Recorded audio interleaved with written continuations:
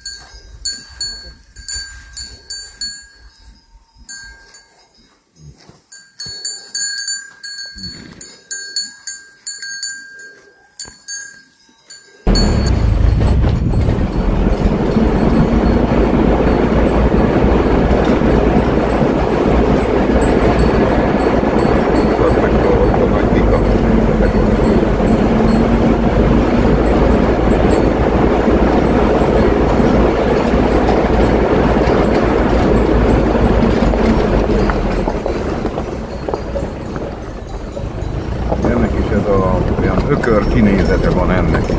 De az előbb is ilyen ökör kinézetűt azt szokták. Ott nézd a feketét, nézd itt balra, az a fekete. Azt szokták szerintem.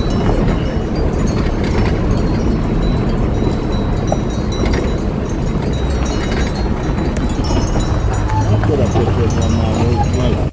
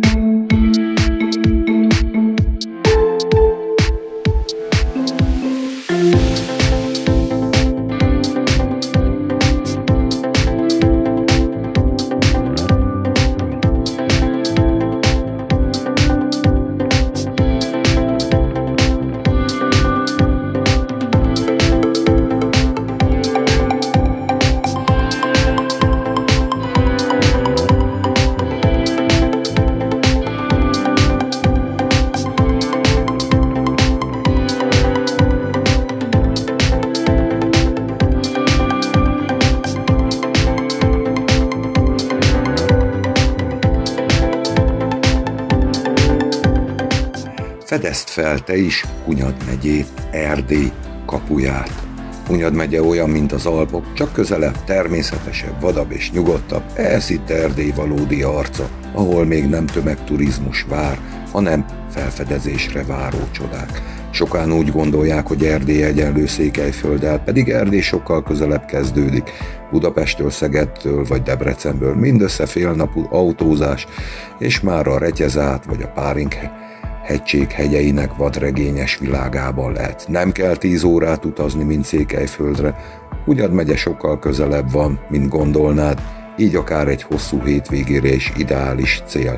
Iratkozz fel ide a YouTube csatornámra, és fedezd fel velem Erdély kapuját, hegyeket, várakat, tavakat és titkos szurdokokat, mindössze fél napnyira Magyarországtól.